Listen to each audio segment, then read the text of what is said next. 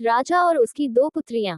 प्राचीन समय की बात है। एक राजा था जिसकी दो सुंदर और बुद्धिमान पुत्रियां थीं। राजा अपनी पुत्रियों से अत्यंत स्नेह करता था, लेकिन वह ये देखना चाहता था कि उनमें से कौन अधिक समझदार और विवेकशील है।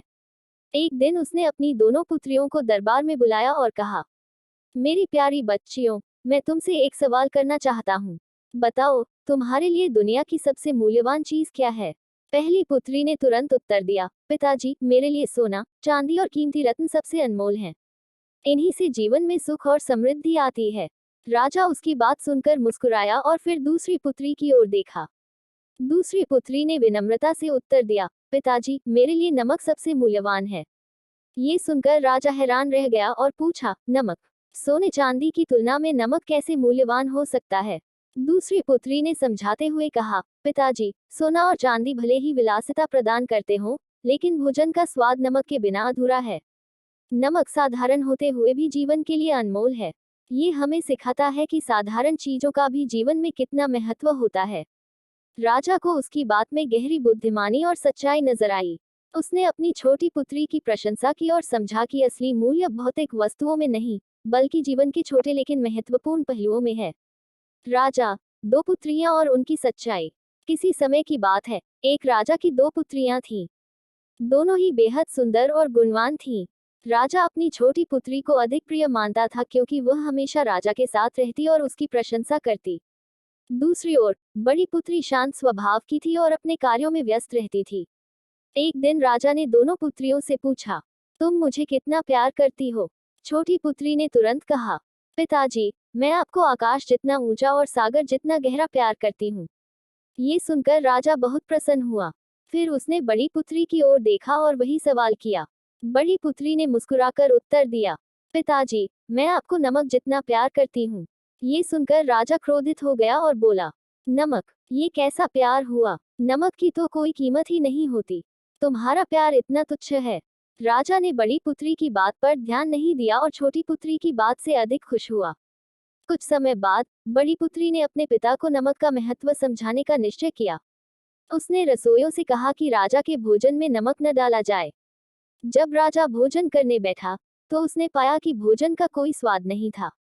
उसने नाराज होकर पूछा, खाने में स्वाद क्यों नहीं है?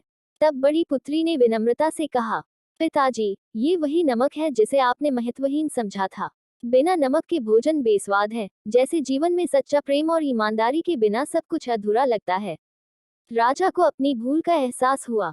उसने बड़ी पुत्री को गले लगाते हुए कहा, बेटी, अब मैं समझ गया कि तुमने मुझे नमक जितना प्यार करने की बात क्यों कही। ये साधारण दिखने वाली चीज हमारे जीवन में बहुत मूल्यवान है। राजा और उसकी पुत्रियों का त्याग। किसी समय की बात है। एक राजा की तीन पुत्रियां थीं। तीनों ही बेहद सुंदर, बुद्धिमान और गुणवान थीं। राजा उन्हें बहुत प्यार करता था और उनके भविष्य को लेकर हमेशा चिंतित रहता था। वह चाहता था कि उसकी पुत्रियां समझदार और त्याग की भावना से भरी हों। एक दिन राजा ने तीनों पुत्रियों को बुलाकर कहा, तुम्हें एक काम करना है। मेरे राज्य में जो सबसे मूल्यवान चीज है, उसे खोजकर मेरे पास लाओ। लेकिन याद रहे, वह चीज ऐसी होनी चाहिए जो सभी के जीवन के लिए आवश्यक हो। पुत्रियों ने राजा की आज्ञा का पालन किया और अलग अलग दिशाओं में चल पड़ी। पहली पुत्री का चयन। पहली पुत्री ने सोचा, सोना सबसे मूल्यवान है। ये धन और शक्ति का प्रतीक है। वह बहुत सारा सोना लेकर राजा के पास लौटी। दूसरी पुत्री का चयन। दूसरी पुत्री ने सोचा, अनाज सबसे मूल्यवान है क्योंकि यह भूख मिटाता है। वह अनाज का ढेर लेकर राजा के पास पहुंची। तीसरी पुत्री का चयन। तीसरी पुत्री ने नदी किनारे बैठकर विचार किया। उसने देखा कि किसान प्यास बुझाने के लिए नदी का पानी पी रहे थे। उसने महसूस किया कि पानी के बिना जीवन असंभव है। वह नदी से एक घड़ा पानी भरकर राजा के पास आई। राजा का निर्णय। राजा ने तीनों के चुनाव देखे। उसने पहली पुत्री से कहा, सोना मूल्यवान है, लेकिन ये केवल विलासिता का प्रतीक है और सबके लिए आवश्यक नहीं। दूसरी पुत्री से कहा, अनाज महत्वपूर्ण है, लेकिन ये केवल भूख मिटाने तक सीमित है।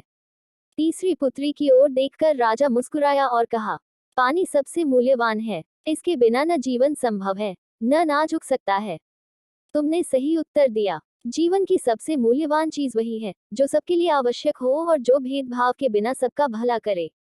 राजा ने अपनी तीसरी पुत्री को उत्तराधिकारी घोषित करते हुए कहा, जीवन में असली मूल्य उन्हीं चीजों का है जो सबके लिए आवश्यक हो और जो जीवन का आधार बने। शिक्षा। इस कहानी से हमें ये सीख मिलती है कि असली मूल्य साधारण और आवश्यक चीजों में होता है। छोटी सी लगने वाली चीजें भी जीवन को चलाने का आधार बनती हैं।